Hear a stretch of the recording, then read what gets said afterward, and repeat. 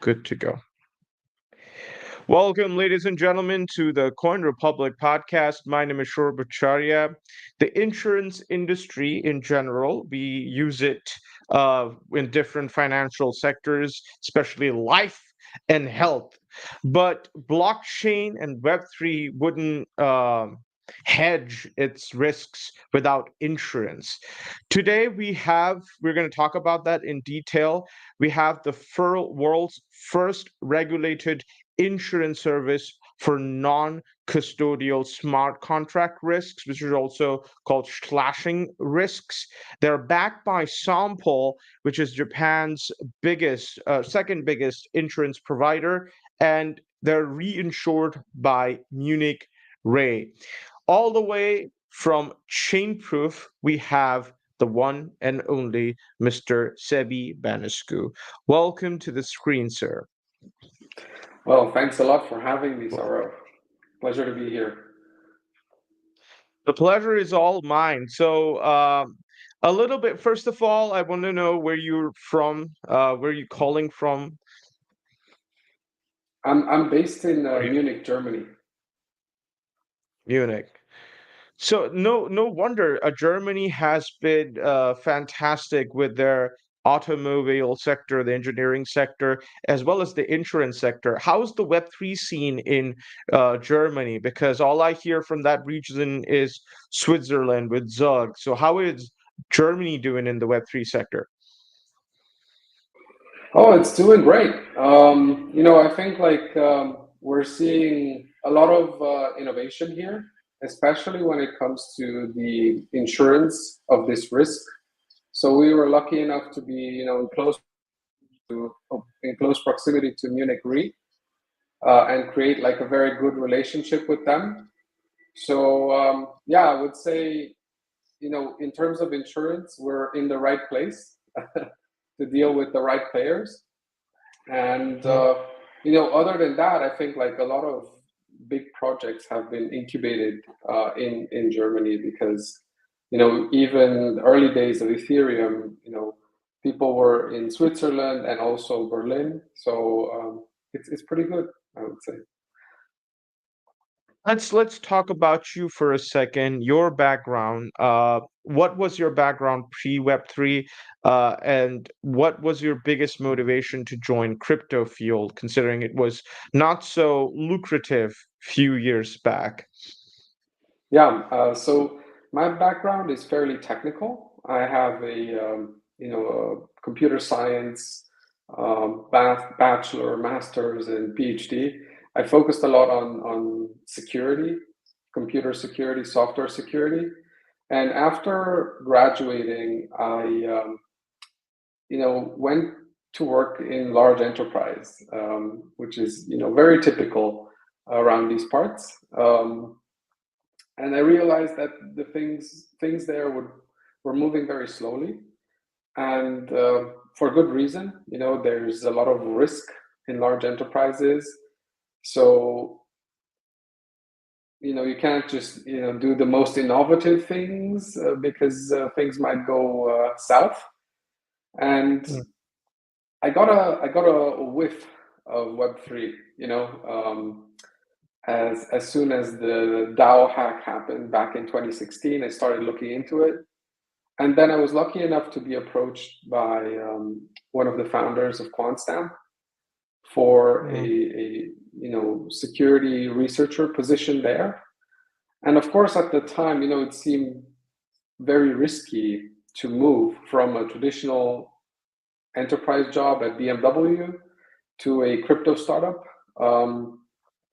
But once Mm. I, got to know what the team was working on, how they were working, it was so important, for me. And I just took a leap of faith in 2018, quit my job, quit my corporate job, and joined QuantStamp full time. So it was um, it was more for the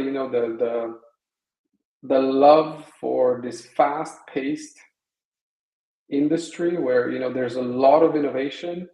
Me myself having a very strong research background, I just couldn't resist. That is absolutely phenomenal. We're going to come to what Chainproof does in a minute. I think let's dive right into it. That would be better. Chainproof, I believe, mandates real-time monitoring and alerting for smart contracts. Now, how does this feature work, and what measure does Chainproof take in the event of a suspected hack to minimize policy losses? Yeah, so it's a very good question because in addition to a traditional audit, we believe that real-time monitoring is crucial to be able to detect these kind of 0 days, right? And whenever there's any suspicious activity, right, we don't know yet if it's a false positive or a true positive. We ask that our customers give us access to a pausing feature or anything that could pause or interrupt the transactions on those contracts so that we can investigate further. And that is how we mitigate the impact of a 0 day. We basically pause, investigate, and if everything looks good, if it's a false positive, we just unpause. But if it's a real thing, if it's a real attack, we can go in, propose a fix to the smart contract, upgrade the smart contract, and then unpause, right? Without the malicious attack contract doing any damage, right? Because our goal, is not just to provide insurance, but our goal is that you don't suffer any loss at all. We Mhm, prefer to keep your reputation intact, right? And mhm. therefore, we consider ourselves more than just a insurance provider. We consider ourselves as a security partner. Security. Okay. Yeah, correct. So now, I mean, you have had your background solid over here. Let's dial it down a little bit for people who want to understand what you guys actually do. How big is the insurance sector for Web3 products? You specifically cater to non-custodial services. Why is that? Not non-custodial service. Why is that? If you could Yeah, clarify it. of course. Yeah, yeah. So insurance in Web3 has been around for a few years. And, you know, the custodial part has been tackled first, right? So we've already heard a few years ago that companies such as Coinbase have insurance policies for their custodial cold wallets, more recently for like more hot wallets. This is for us, since it's like 5 years ago, it's already considered pretty mainstream in crypto. Mm-hmm. And the piece that was missing was how can you ensure the non-custodial smart contracts, right? Because this is such a new risk, right? Custody has to do a Right. lot with traditional infrastructure, things that you can assess with something like an ISO 27001 certificate or a SOC 2 certificate, right? But with smart contracts, there's nothing, there's no certification really, right? There's just smart contract audits, but those are not really certificates. Those are just like security assessments, right? So the insurance industry has been shying away from insuring this risk. Of course, you have crypto native cover providers, but those are definitely very different from insurance providers, right? Because they're not regulated and there's no guarantee that you will get your claim. With traditional insurance, there's a legal entity, there's a regulator behind the company, and you can, if you're not happy with how you're treated, how your claim is processed, you can take that insurance provider to court, right? There's an actual responsibility there as an insurance provider, right? So this is what was missing in the space, right? And we were seeing a lot of customers, as I started initially at Quantstamp doing security audits back in 2018, I realized there were a lot of customers asking for insurance. And that's how we, started looking into creating Chainproof, and we started talking to a lot of traditional insurance companies, but they were Mhm. very hesitant to put any capacity behind it, right? They always required us to have skin in the game. So what we did is we put skin in the game here. We put some funds on the line. We created Chainproof together with Sampo as a joint venture, So, and was it bootstrapped in the initial stage, and then you got Sample and other big players on the yeah, bed, or yeah. what was the initial journey like? If you could elaborate on that. Totally, totally. So initially, we just built, the smart contracts for an unregulated coverage solution. There are many on the market, and when we wanted to launch it, our legal counsel advised against it because an insurance regulator could come after you and shut you down, right? So we wanted to go the regulated, safe, and slow way, so that this is a very long-term endeavor and not something that could just get shut down overnight.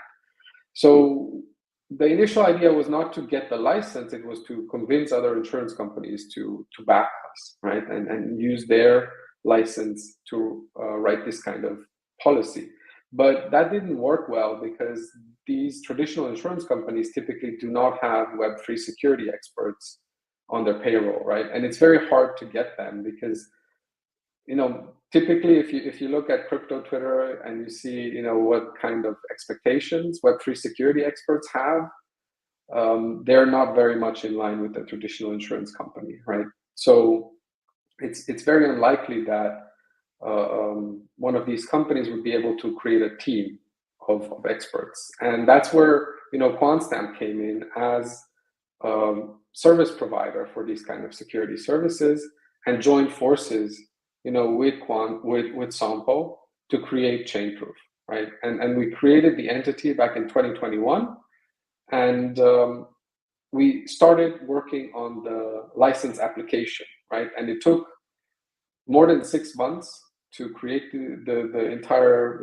suite of documents that needed to be submitted and to go through the review process with the regulator. And finally, in 2022, like mid 2022, we got our license and we could start writing business, right? But 2022, as we all know, was not the greatest year No, for good. crypto. Yeah, yeah. However, like 2023 has started to pick up, and we're seeing a lot of interest from many projects.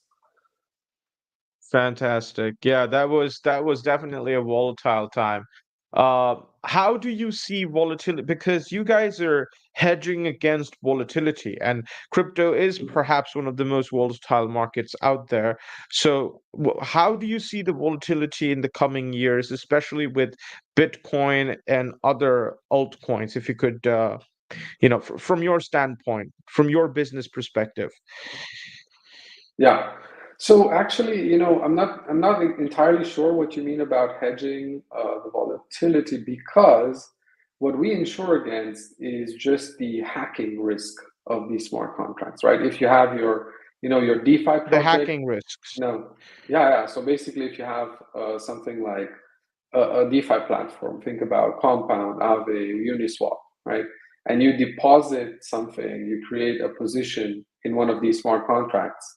We can ensure that if that contract gets hacked, you can get your funds back, right? That's what our insurance provides. Okay, so because you guys play with probability, how probable is getting your account hacked on chain, especially on a non-custodial ecosystem, which you Yeah. insure? How often does it happen? Well, of course, not all DeFi platforms are the same. If you want to take the overall probability, across all platforms, and if you want to take sort of the maximum probability there, it's pretty high, because you see hacks happening every week, sometimes multiple times a week, right? Just like last week, we saw several big ones, right? But if you're someone who has a very good security background and you have Web3 experts, then you can distinguish which platforms are more likely to get hacked than others, right? And this is our secret sauce, right? This is how we decide which platforms we underwrite and which ones we don't. Because definitely, I can say not all DeFi platforms are the same when it comes to security. Fair enough. Look, everyone wants on-chain parametric insurance for their crypto assets at a very low price. In a recent LinkedIn post of yours, you said Chainproof is working towards that. Can you tell us about that and how in fact impactful it is for a common user?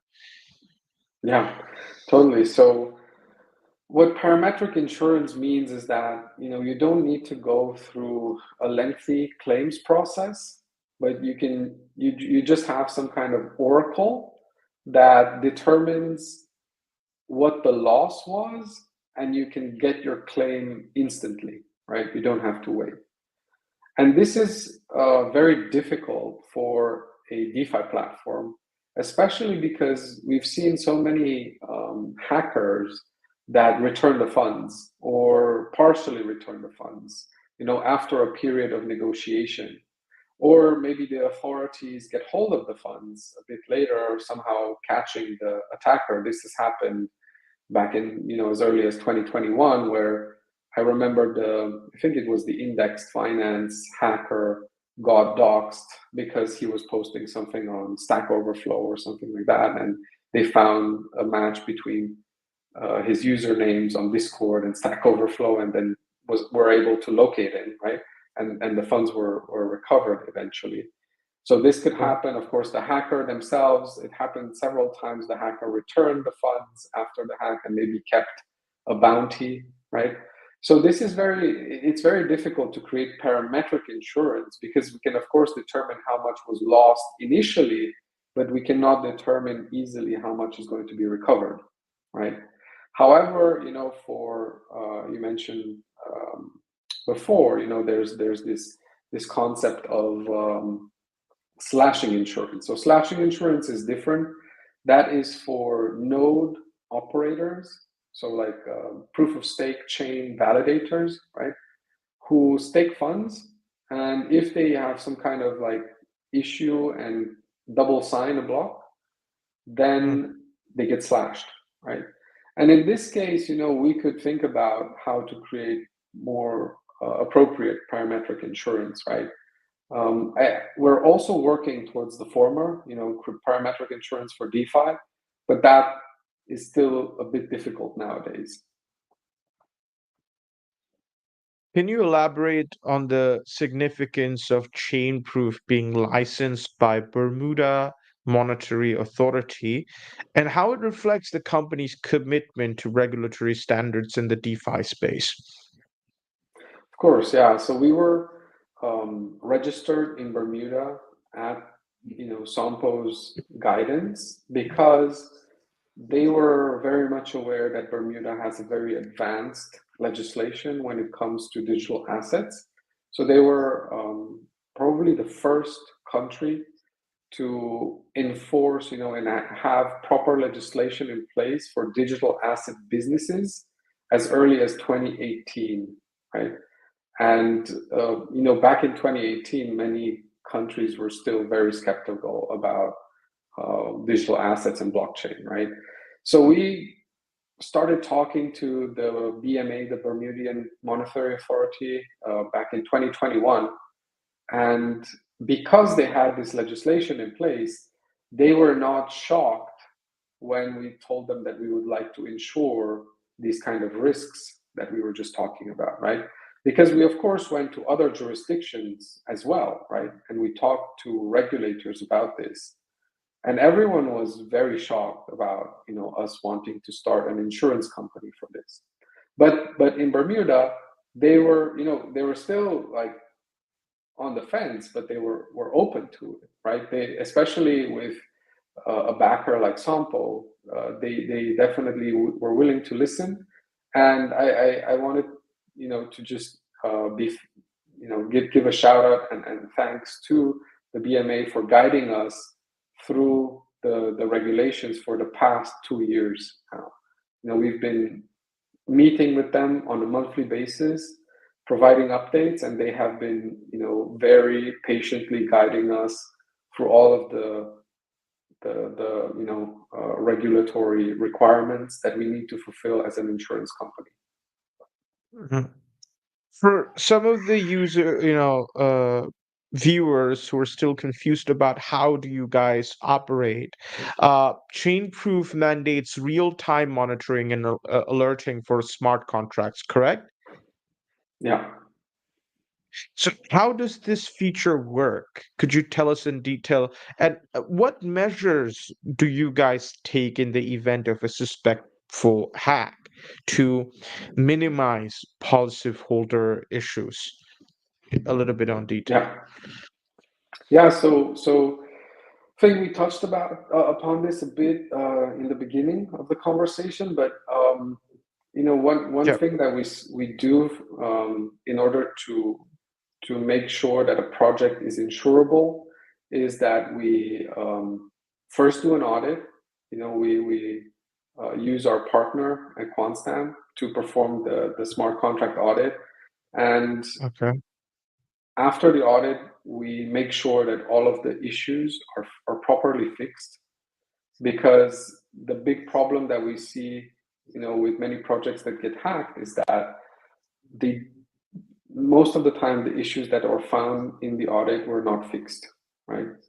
And once Okay. the contract is deployed, like you just mentioned, real-time monitoring is crucial, and we use our partners at Hypernative for the real-time monitoring.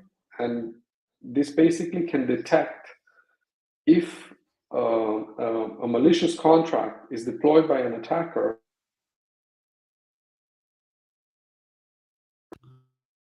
Oh, can you still hear me? Yeah. So Yeah, I if can hear you. the Yeah. victim is you know one of our customers, we immediately pause those contracts and then start an investigation into the reason of the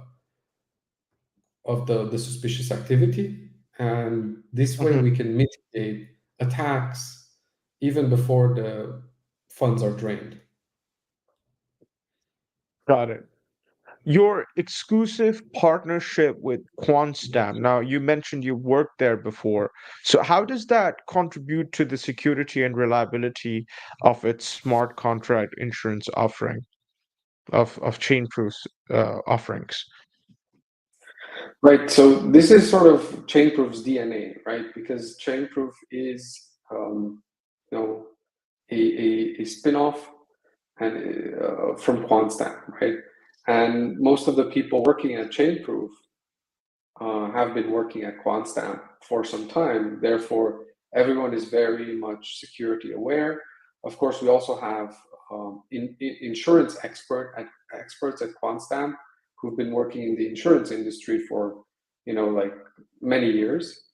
And this combination allows us to do a proper risk assessment, and using Quantstamp's help,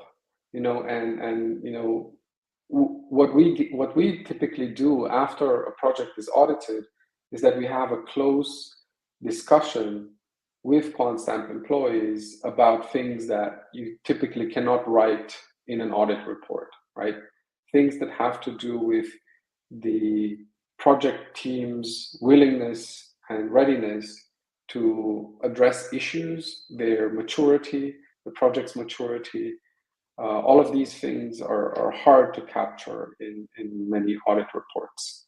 And having this close relationship with the auditor allows us to capture that information and encode it into our actuarial model, which allows us to have a very accurate pricing of the project itself.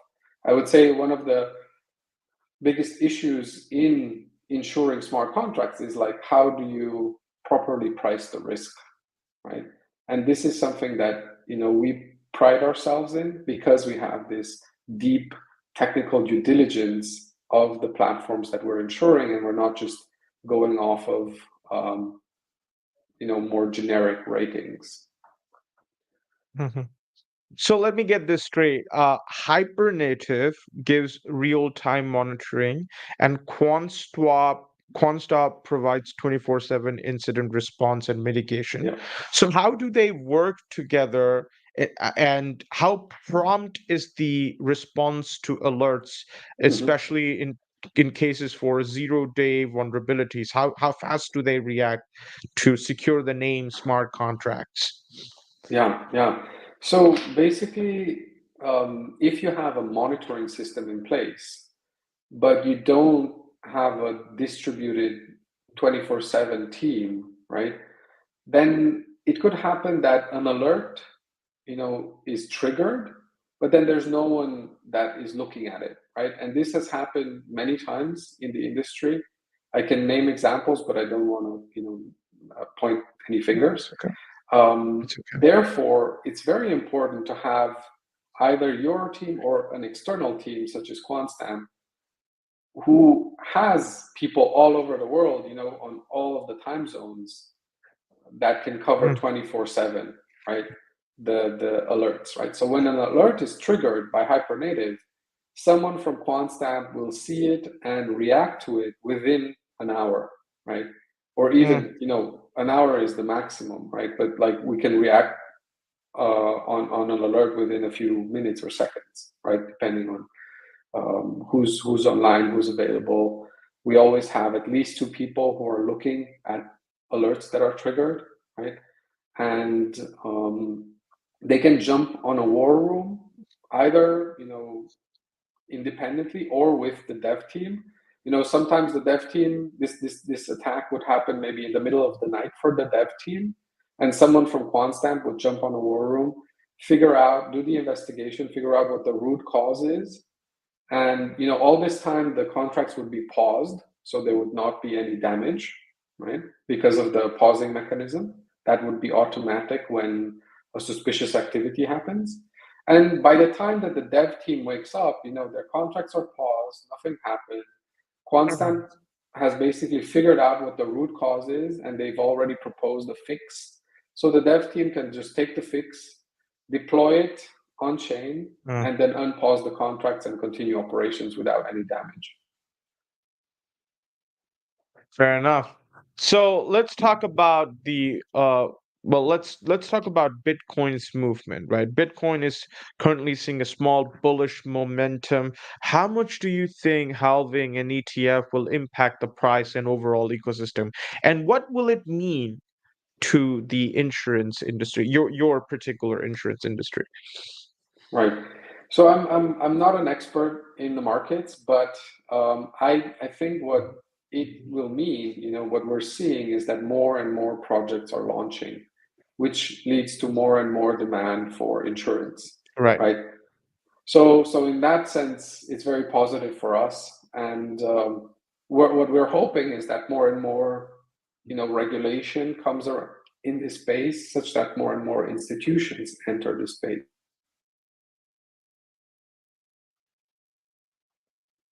Fair enough. Fair enough. Since a lot of people might look at this podcast and would definitely want to get in touch with you, learn a lot about you, where can they find you? Where are you most active, uh, except for your website? What social media? Are you active on Discord, Twitter? Where can they find you? We're probably, as a regulated insurance company, we're most active on LinkedIn because that's where most of the LinkedIn. Yeah. institutions and potential customers are listening. But we're also active on Twitter. So like Twitter and LinkedIn are probably our most active channels. We don't really have a community on Discord because we're an insurance provider. We don't necessarily build platforms in that same sense, which would require a Discord community. Hmm. So we don't have any So, token. It's very much a traditional business. all right. Final question. Uh, in a decade from now, how big would you say your industry would have become in terms of like the sheer size of it all? Wow, 10 years is a very long time from now, I would say. I was thinking Yeah. like I could maybe give you a prediction for the next bull market, right? I'm Okay, let's thinking let's go with the bull market. Yeah. yeah, I'm thinking like in the next bull market, at the top, the total market cap will probably be over 10 trillion, which, Oh, is is yeah. is pretty. I mean, the last time it was over 3 trillion. So like, over 10 trillion is, you know, around the same size as the gold market, right? So I think it's definitely reachable, but Mm-hmm. some people might say that's overly optimistic. But I Mm-hmm. do think once we reach that market cap, um, things will start to be more mainstream, and the drops will not be as significant. I think the big drop last year was mainly due to all of the failing projects, and the fraud that was going on in the space. Hopefully, we're weeding out and we're better at detecting fraudsters, and the industry matures. Especially like my big hope is like regulation. So I'm hoping there's way more regulation and maturity in the next bull market. Fair enough. And I'll tell you what, we will definitely keep a close eye on your industry, especially you guys. And I appreciate this podcast. Let's stay in touch. Let's see, what you guys are doing ahead. Thanks a lot. Appreciate you for having me. Have a nice one. Fantastic. And you have to wait.